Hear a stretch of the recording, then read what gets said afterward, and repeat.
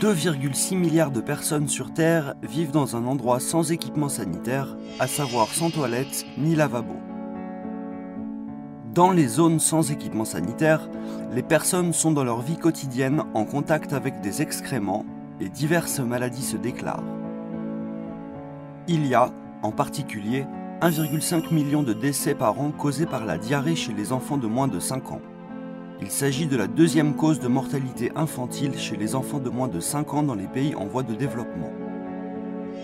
De plus, parmi les décès causés par la diarrhée, environ 88% ont pour origine une eau potable malsaine et une absence d'équipement sanitaire amélioré. Avec ce matériel, nous allons porter notre attention sur l'hygiène et l'assainissement. Et dans le contenu, nous allons également, au sujet des mesures pour l'amélioration des conditions d'hygiène et d'assainissement en milieu rural, expliquer de quelle manière nous allons poursuivre notre aide à l'avenir.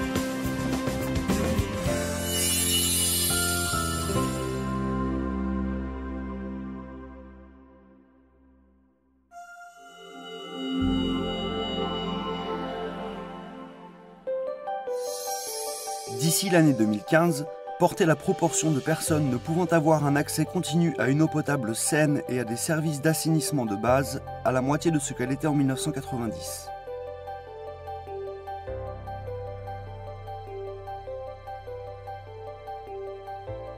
Ceci est un des objectifs du millénaire pour le développement et contribue également à l'accomplissement de la généralisation totale de l'enseignement primaire, la promotion de l'égalité des genres, la prise d'autonomie des femmes et à la réduction de la mortalité infantile, qui en sont d'autres objectifs.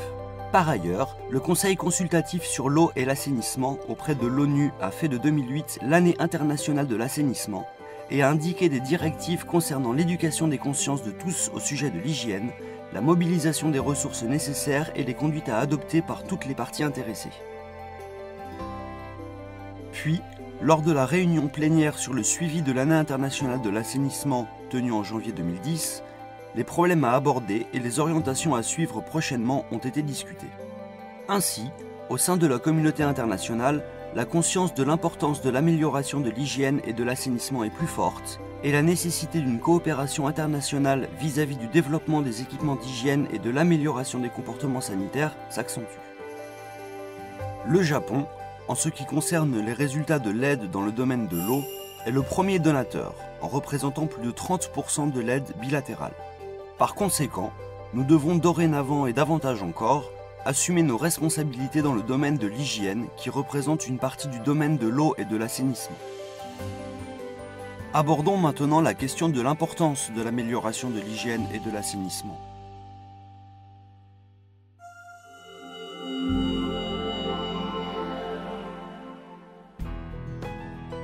Ce graphique compare les taux d'accès à une eau potable saine et les taux de développement des équipements sanitaires en 1990 et en 2008. Nous voyons que, comparé aux équipements de distribution d'eau, le développement des installations sanitaires est très en retard.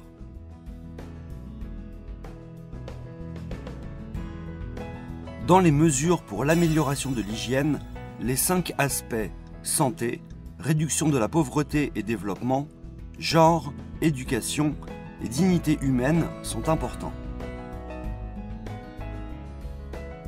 Le manque d'équipements sanitaires et les comportements inadaptés en matière d'hygiène sont à l'origine de diverses maladies infectieuses liées à l'eau et à l'hygiène. Pour mener une vie saine, l'amélioration de l'environnement sanitaire est cruciale. Un grand nombre de personnes des couches les plus pauvres, vivant dans un environnement sanitaire défavorable, souffrent de maladies hydriques. Cela est lié au problème selon lequel, avec la maladie, les frais médicaux augmentent et les revenus diminuent car ils ne peuvent travailler. Ainsi, ils n'arrivent pas à se sortir de la pauvreté. Les femmes, en particulier, sensibles au regard des autres, peuvent parfois ne pas aller à la selle dans la journée.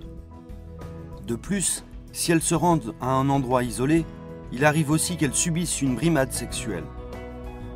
C'est pour cela qu'il est nécessaire d'installer à des endroits sûrs des équipements sanitaires permettant de préserver l'intimité. Le fait que les jeunes filles ne puissent utiliser à l'école des latrines en toute sérénité peut devenir une raison pour qu'elles n'aillent plus à l'école et entraîne ainsi une baisse du taux de scolarisation. Par ailleurs, dans les endroits mal équipés en système de distribution de l'eau, il y a également des enfants qui, consacrant leur temps et leurs efforts pour puiser de l'eau dans des puits, ne peuvent aller à l'école. De plus, vivre dans un environnement sain est également important du point de vue de la dignité humaine, selon lequel l'être humain vit de manière humaine.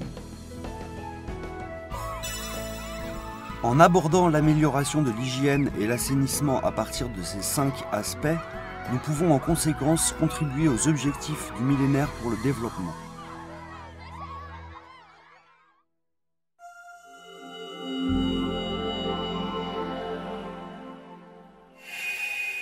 Regardons les modes de contamination des maladies infectieuses liées à l'eau et à l'hygiène et les moyens pour la stopper. Pour prévenir les maladies infectieuses, il est tout d'abord important de comprendre le mode de contamination de la maladie. Beaucoup de diarrhées sont engendrées par le fait que les agents pathogènes se trouvant dans les selles entrent directement ou indirectement dans la bouche des personnes, et ce schéma décrit ce mode de contamination. Les excréments sont emportés par la pluie et par l'eau contaminée des rivières et des puits peu profonds, par les doigts de surcroît en contact avec les excréments lors de la défécation, par les mouches s'étant posées sur les excréments, ou encore par les prés et les champs contaminés par la défécation en plein air. Les excréments pénètrent sans que l'on s'en aperçoive dans les aliments et dans la bouche.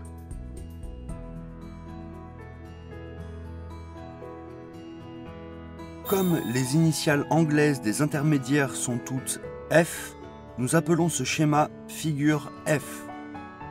Les maladies pour lesquelles les excréments par ces modes de contamination entrent dans la bouche des personnes et entraînent une infection sont appelées maladies infectieuses par voie orofécale et entraînent, en dehors des diarrhées communes, des symptômes tels que le choléra, la fièvre typhoïde, la dysenterie, l'hépatite A, la poliomyélite ou encore l'ascaridiose.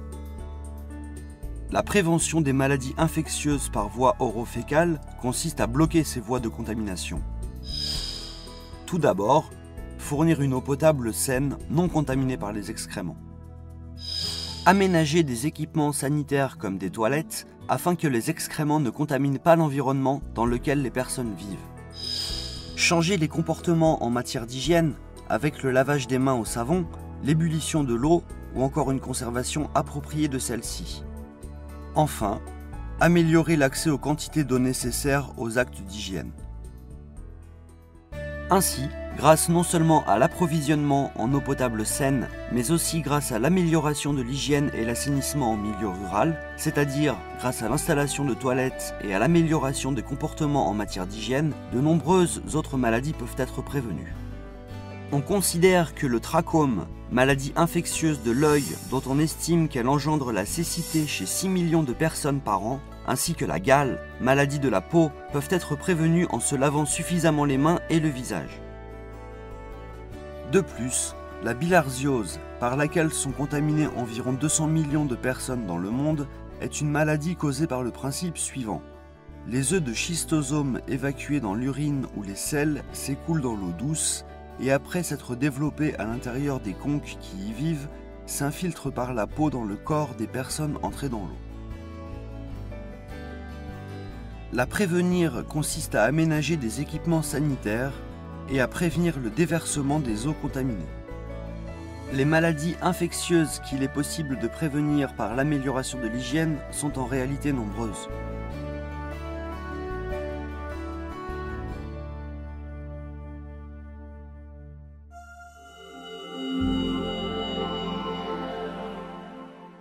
L'amélioration des conditions d'hygiène comprend, en plus des engagements politiques présentés en introduction, 2 éléments indispensables que sont l'amélioration de l'aspect matériel, c'est-à-dire les toilettes et les équipements sanitaires pour se laver les mains, et l'amélioration de l'aspect utilitaire, c'est-à-dire les comportements en matière d'hygiène pour que la population puisse continuer à les utiliser, et il est important d'aborder le problème à partir de ces 2 aspects. Regardons tout d'abord l'aménagement d'équipements sanitaires, l'aspect matériel, adapté aux zones tempérées et tropicales.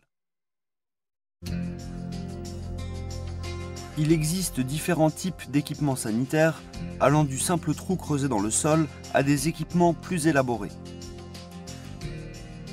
Ce schéma est appelé échelle de l'assainissement et présente une amélioration graduelle des conditions sanitaires. Visant l'amélioration de la situation actuelle, nous choisissons des équipements en cohérence avec les conditions de vie des habitants, les capacités de paiement et les intentions de paiement. Selon les critères établis par les objectifs du millénaire pour le développement, les types de toilettes suivants sont définis comme l'assainissement de base. La latrine à fosse avec dalle désigne des toilettes consistant en un trou, la fosse, creusé dans le sol avec une dalle posée sur le sol et un couvercle. Les coûts d'installation sont peu élevés et le mécanisme étant simple, on peut les fabriquer facilement, mais il y a le problème des mauvaises odeurs et des mouches. Ensuite, il y a la latrine à fosse ventilée améliorée. En ajoutant une bouche de ventilation, le problème des mauvaises odeurs et des mouches devient moins important. Seulement, afin que les mouches ne pénètrent pas à l'intérieur, il est nécessaire de le préserver dans la pénombre, et les coûts d'installation de la pompe à ventilation et de la moustiquaire sont en surplus. Ceci est une latrine à chasse manuelle, et l'on y verse avec les mains une petite quantité d'eau. Très utilisée dans les aires culturelles où l'on se lave les fesses avec l'eau, celle-ci faisant office de bouchon, il n'y a pas de problème de mauvaises odeurs venant des couches d'excréments ou de problèmes de mouches. Seulement, il est nécessaire de s'assurer de l'eau destinée à la chasse d'eau et l'on ne peut évacuer dans l'eau des objets solides. Avec une chasse d'eau, ces toilettes sont reliées à une fosse septique à l'arrière. Si l'on nettoie régulièrement la boue, on peut les utiliser presque perpétuellement. Seulement, il est nécessaire de faire attention au nettoyage de la boue. Une grande quantité d'eau est nécessaire à la chasse d'eau et il est important d'avoir un sol qui permette l'infiltration de l'eau après passage dans la fosse septique. Par ailleurs, il existe aussi des jokaso de technologie japonaise. Dans la mesure où leur fonctionnement nécessite de l'électricité et de l'argent, leurs zones d'utilisation sont limitées. Ceci est une latrine à compost. Elle ne nécessite pas d'eau et les excréments peuvent être utilisés comme fumier après leur traitement. Il existe des différences selon les types d'équipements et pour faire du fumier, en ajoutant des cendres après la défécation ou en réchauffant la fosse de traitement, il est dans tous les cas nécessaire de faire attention au mode d'utilisation. En fonction du nettoyage ou du type d'équipement, le fait de pouvoir l'utiliser de façon continue, en faisant régulièrement la maintenance, c'est-à-dire entre autres le nettoyage de la boue, devient très important. De plus, afin de ne pas polluer l'eau potable, il est nécessaire de faire aussi attention à la distance entre les ouvrages d'assainissement et les équipements pour l'approvisionnement de l'eau. Regardons ensuite ce qui concerne les comportements en matière d'hygiène. Il arrive aussi que même en aménageant des équipements sanitaires, ils ne soient pas utilisés et laissés à l'abandon.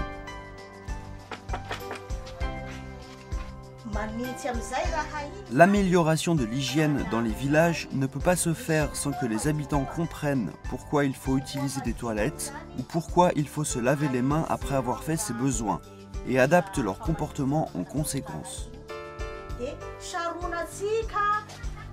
En somme, le changement des habitudes de vie et des comportements des habitants concernant l'hygiène est un élément essentiel.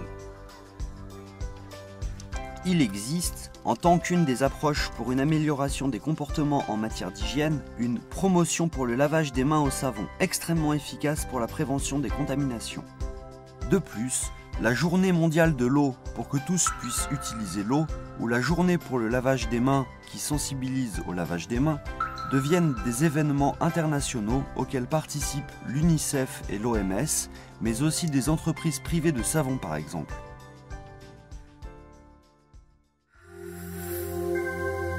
Diverses approches sont proposées pour agir auprès des habitants des villages, apprendre et réfléchir ensemble et améliorer les comportements en matière d'hygiène. Parmi elles, présentons ATPC, ATPE, FAST.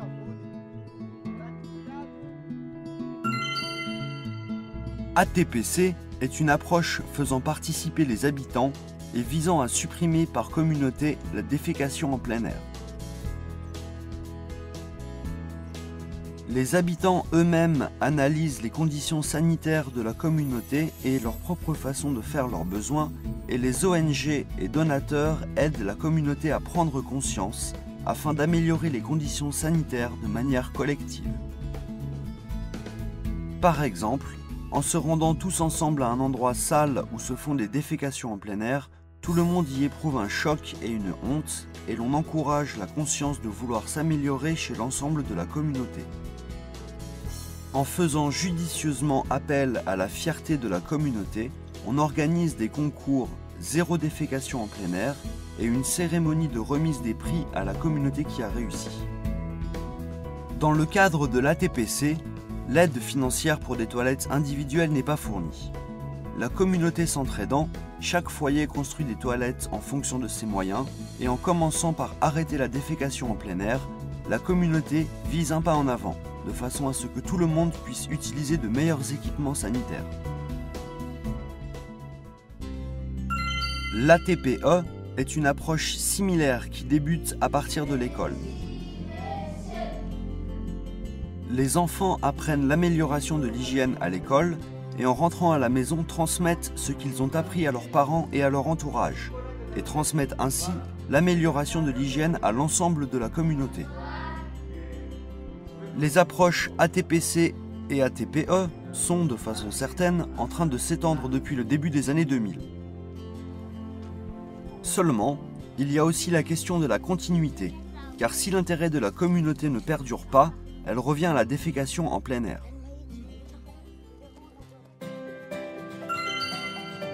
Avec FAST, il s'agit de mettre en œuvre en 7 étapes plusieurs activités pour la prévention de la diarrhée.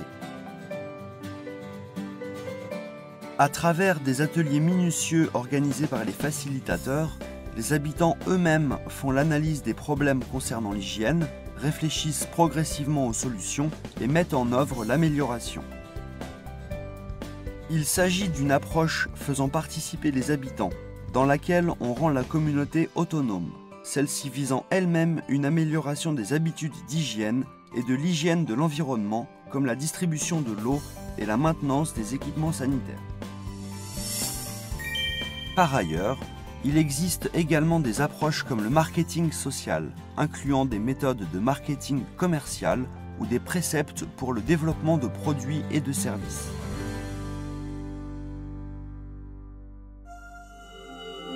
Regardons maintenant les exemples d'initiatives de la JICA.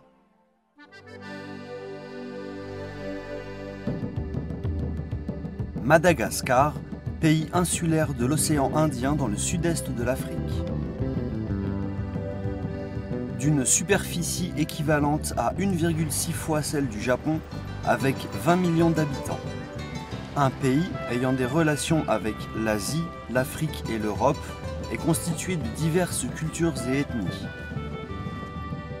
La province d'Atsimo-Andrefana, qui se trouve dans sa partie sud-ouest, est une zone agricole constituée de 9 districts. Cependant, avec une faible quantité de pluie par an et le climat de sécheresse, il y a en permanence une pénurie d'eau. Encore aujourd'hui, il y a peu d'équipements sanitaires et la défécation en plein air est pratiquée quotidiennement. La JICA envoie ici des experts et met en œuvre un projet d'amélioration des capacités de maintenance des équipements pour la distribution de l'eau et des comportements en matière d'hygiène. Avec les composantes sanitaires de ce projet, la JICA soutient la mise en place d'un système pour pouvoir organiser des activités de sensibilisation à l'hygiène au niveau de la communauté afin de promouvoir la transformation des comportements liés aux habitudes d'hygiène et d'organiser de façon continue une éducation sanitaire au niveau de l'école primaire. Concrètement, il s'agit de la formation d'enseignants stagiaires dans le domaine de la sensibilisation à l'hygiène et de l'éducation sanitaire au niveau des provinces et des districts, de l'aide à la mise en place de stages pour les volontaires en charge de la diffusion de l'hygiène, qui seront ceux qui mettront en œuvre les activités au niveau de la communauté, et enfin, l'aide à la mise en place de stages pour les enseignants des écoles primaires. Ici, la durabilité est assurée avec la coopération des deux ministères de l'Éducation et de la Santé. Le ministère de l'Éducation promeut les activités de sensibilisation à l'hygiène au niveau des écoles primaires et le ministère de la Santé soutient la transformation des consciences et des comportements pour la prévention des maladies infectieuses. Pour les stages, les formateurs venant des administrations centrales que sont le ministère de l'Éducation et le ministère de la Santé forment les éducateurs au niveau des provinces. Ensuite, les éducateurs formés au niveau des provinces mettent en place des stages pour les volontaires en charge de la diffusion de l'hygiène et les enseignants des écoles primaires. Puis, les volontaires en charge de la diffusion de l'hygiène et les enseignants des écoles primaires mettent en place l'éducation sanitaire aux habitants des zones et aux enfants.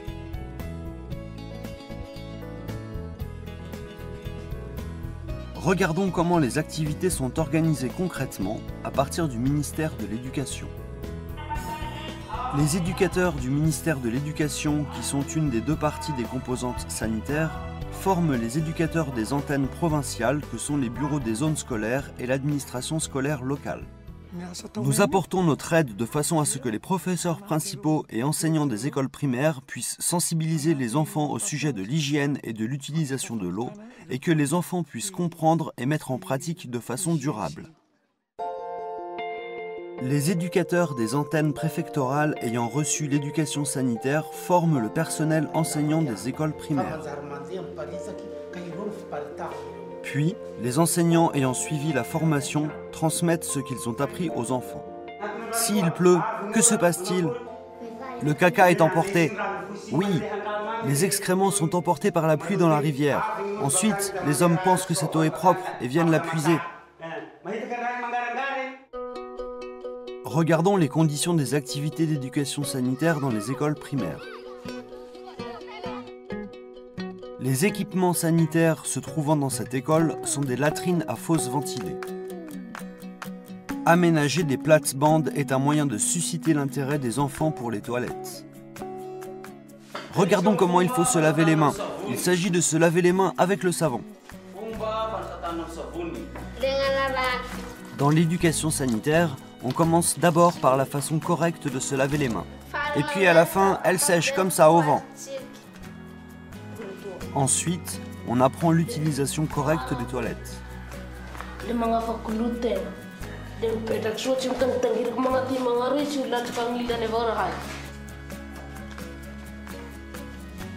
Il y a une raison pour laquelle les enfants peuvent continuer avec cette méthode à laquelle ils se sont habitués. Une fois par semaine, nous introduisons dans le programme d'études une éducation sanitaire et nous guidons les enfants.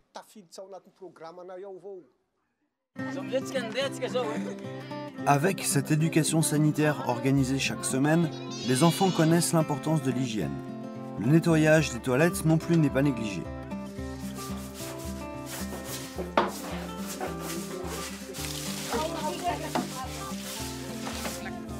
Le lavage des mains après utilisation des toilettes n'est pas oublié non plus.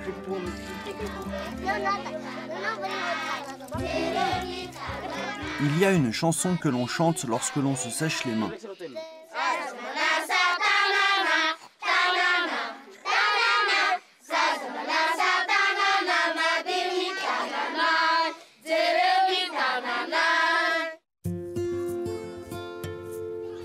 Ceci est un équipement pour se laver les mains fabriqué par le directeur de l'école ayant suivi la formation à partir de bouteilles plastiques se trouvant à proximité.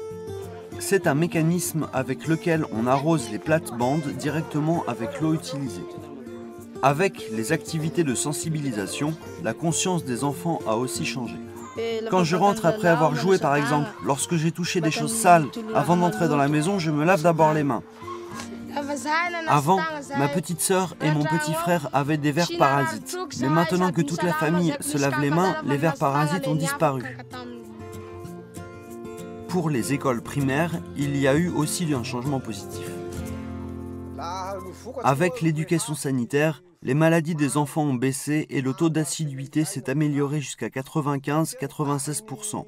Ensuite, il semble que les enfants aient transmis ce qu'ils ont appris sur l'hygiène à leurs amis et à leur famille.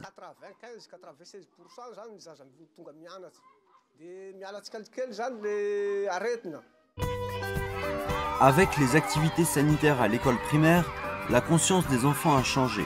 et l'on espère que cette conscience va se transmettre aux familles et à la communauté.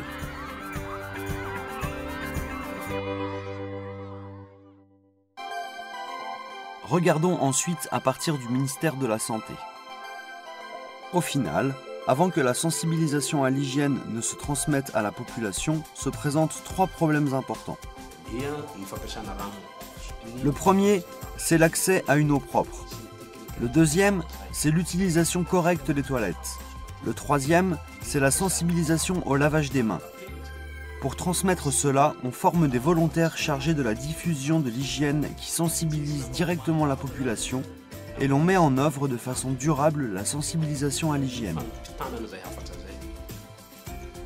Les éducateurs des antennes provinciales qui ont reçu la formation du ministère de la Santé forment les éducateurs des centres de santé. Ensuite, les éducateurs des centres de santé forment les volontaires chargés de la diffusion de l'hygiène. Ces volontaires chargés de la diffusion de l'hygiène mettent en œuvre la sensibilisation à l'hygiène vis-à-vis de la population. Pour expliquer de manière facilement compréhensible, ils utilisent divers matériels pédagogiques. Ceci peut être sans peine et facilement fabriqué par n'importe qui et a la particularité de se diffuser facilement. Les activités de sensibilisation à l'hygiène sont aussi parfois organisées sous forme de sketch. Bonjour, entrez.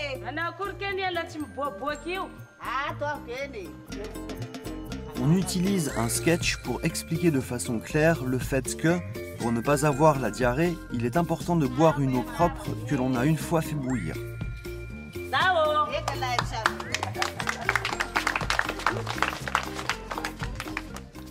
On joue le contenu de l'apprentissage reçu par les volontaires en charge de la diffusion de l'hygiène en le réadaptant aux conditions réelles du village.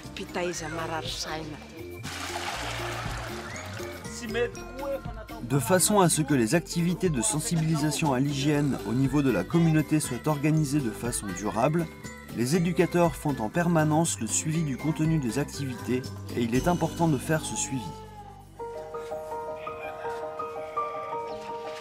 Ainsi, dans la province d'Atsimo Andrefana où se poursuivent les activités de sensibilisation à l'hygiène, les éducateurs des centres de santé rendent désormais visite eux-mêmes aux familles et mettent en œuvre de façon active la sensibilisation à l'hygiène. De plus, le nombre de femmes portant un tissu sur les hanches avec inscrit un message de sensibilisation à l'hygiène augmentant, ou encore les communautés construisant leurs propres toilettes, nous voyons clairement que le changement des comportements concernant les habitudes d'hygiène progresse.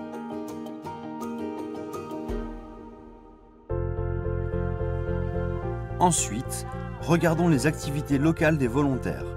Volontaires japonais pour la coopération internationale envoyés par la JICA.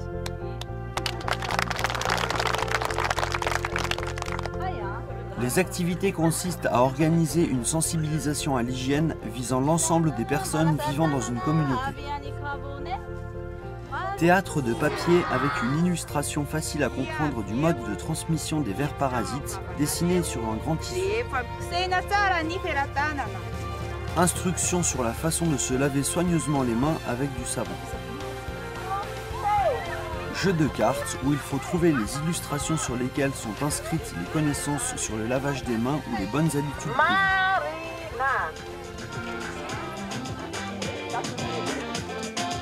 Puis, la danse du lavage des mains organisée pour augmenter la conscience de l'hygiène.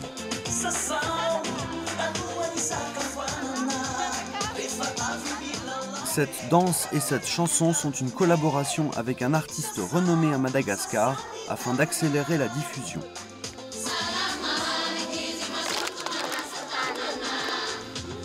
Ces programmes sont élaborés avec une enquête au préalable sur les habitudes de vie des habitants participants et un contenu susceptible d'éveiller le plus possible leur intérêt.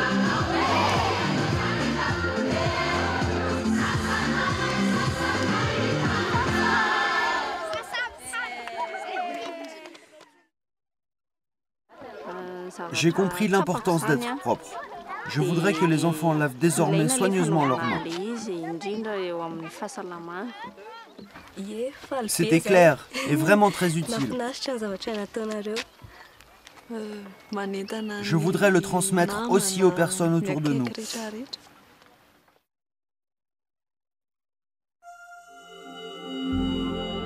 Pour rendre le projet d'hygiène efficace et durable, mettons en ordre quelques points à noter. Pour l'amélioration de l'hygiène et de l'assainissement en milieu rural, sont nécessaires non seulement l'aménagement d'équipements pour l'approvisionnement en eau et d'installations sanitaires, mais aussi l'amélioration des comportements des personnes en matière d'hygiène. Pour cela, combiner de façon appropriée l'aspect matériel et celui de l'utilisation est efficace. Dans les deux cas, il est important de prendre en considération le contexte socio-culturel et les coutumes de la zone en question. Par exemple, sur l'aspect matériel, il est nécessaire pour la conception de porter attention pour savoir par exemple si la coutume de se laver les fesses à l'eau après la défécation existe ou non. De plus, il faut choisir un emplacement avec une vue dégagée pour que les femmes et les jeunes filles puissent utiliser l'installation en toute sérénité, s'assurer de la clarté, choisir des structures qui permettent de préserver l'intimité et faire en sorte de prévenir le fait que les enfants tombent dans le trou. Enfin, il est nécessaire de réfléchir à des modes d'utilisation simples pour les personnes handicapées également. Sur le plan de l'utilisation, lorsqu'on organise les activités de sensibilisation à l'hygiène destinées aux habitants, pensez à un mode de transmission de l'information de l'heure et du lieu d'organisation de l'événement, de façon à ce que les nombreuses femmes en charge du maintien de l'hygiène puissent participer. De plus, pour augmenter la conscience des habitants concernant l'hygiène et les amener à un comportement autonome, il est nécessaire de mettre en place des approches à différents niveaux, du gouvernement jusqu'aux habitants. Avec la mise en place de mesures et d'un programme de sensibilisation au niveau du gouvernement et le renforcement des capacités d'élaboration de systèmes de formation de personnel en cascade, nous pouvons espérer nous assurer de la durabilité de l'amélioration sanitaire mise en œuvre localement. De même, suivant une série de structures administratives et en se fondant sur leurs rôles respectifs, il est important de pouvoir réaliser l'élaboration du projet, sa mise en œuvre et le cycle d'évaluation et de suivi. Le projet d'hygiène est mis en œuvre de manière transversale, touchant non seulement le domaine de la ressource en eau, mais aussi ceux de l'enseignement de base, des soins élémentaires du corps et du développement des villages agricoles. Afin d'augmenter l'efficacité de coopération de nombreux pays où l'administration en charge de l'hygiène dans les villages n'est pas clairement définie, il est nécessaire de clarifier la coordination et la répartition des rôles entre les ministères concernés.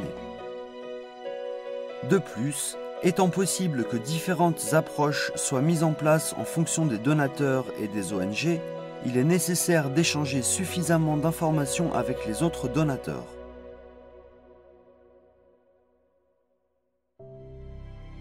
Dans l'amélioration de l'hygiène dans les villages, il ne s'agit pas seulement des équipements sanitaires, mais aussi de transformer les consciences des personnes qui y vivent tout en respectant leur façon de penser. En faisant judicieusement appel à la fierté de la communauté, nous les amenons vers un comportement autonome.